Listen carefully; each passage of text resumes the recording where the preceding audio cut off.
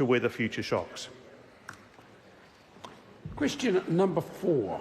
Grant Robertson. Thank you very much, Mr Speaker. My question is to the Minister of Finance. Is Colin James correct when he says that a 4% increase in spending in Budget 2017 is required just to stand still, given population growth and inflation? If not, what increase is required? The Honourable Stephen Joyce. Mr Speaker, no. I have seen Mr James's calculations this morning and I don't agree with his assumptions because he leaves out the matter of productivity. And the government is, of course, focused on boosting productivity, including in the public sector. We don't measure success by how much we spend, but on whether it meets the government's needs for results and whether we're getting the results those investments are generating on behalf of taxpayers. Supplementary question, Mr Speaker. Supplementary question, Grant Robertson. What percentage difference would including productivity make to Mr James's calculation? The Honourable Stephen Joyce. Well, Mr Speaker, the government doesn't just say, here's the public sector, and we should throw a lot more money at the public sector, regardless of what the results that investment would achieve. I know that's the Labor Party's approach. The Labor Party likes to say to the unions in particular, how much money do you need for the PSA?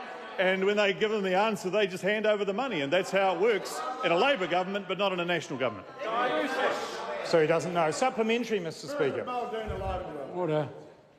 Supplementary question, Grant Robertson. Can he guarantee that he will fund the health budget for the real cost of inflation and demographic change in this budget and start the process of restoring the $1.7 billion of underfunding caused by his government failing to do this for the last 6 years?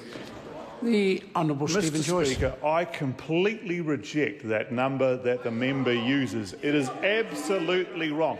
And do you know how you know it's wrong, Mr Speaker?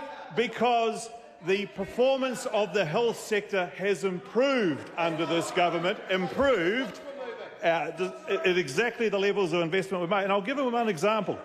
A recent New Zealand Medical Journal article says thousands of lives have been saved by productivity improvements in hospital emergency departments, Mr Speaker, after targets were introduced in 2009.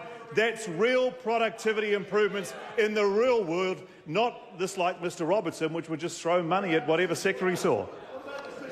Order.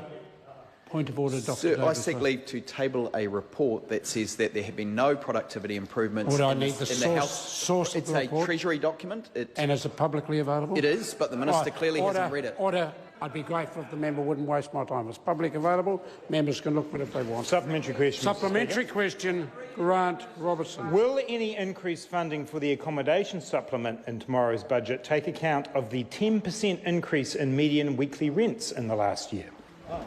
The Honourable Stephen Joyce. Well, Mr Speaker, the member is sidling up to asking me to reveal the details of the budget tomorrow in any number of respects. Can I make a suggestion to him that within 24 hours he will get his wish and hear what's in the budget? Supplementary, Mr Speaker. I can't wait. Supplementary question, Grant Robertson. Do schools, parents and teachers deserve to see a real per-child funding increase in this budget for schools? The Honourable Stephen Joyce. Well, once again, Mr Speaker, he'll find out in the budget tomorrow.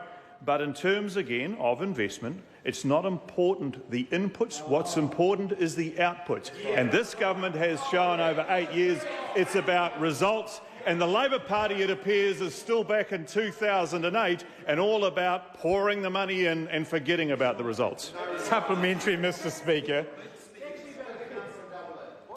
Supplementary question, Grant Robertson. Isn't it time that he was straight up with New Zealanders about what his budget numbers mean, given that the head of business for NZME, Fran O'Sullivan, said this morning, and I quote, he, Mr Joyce, has already been caught out by Labour's Grant Robertson when it comes to massaging numbers on infrastructure. Modestly, I say that. The Honourable Stephen Joyce. And thousands of New Zealand Herald readers said who?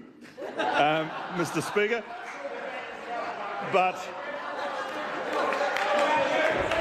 Mr Speaker, the simple fact of the matter is the member is wrong. And actually on this occasion the eminent Ms O'Sullivan is wrong because actually the infrastructure spend has gone up since budget 2016. And when the member sees the numbers tomorrow, he'll find out that if anybody knows who he is, it'll be because he mucked up the numbers. Question number 5, Materia Ture. Tēnā koe, Mr Speaker. Tēnā koutou e te whare.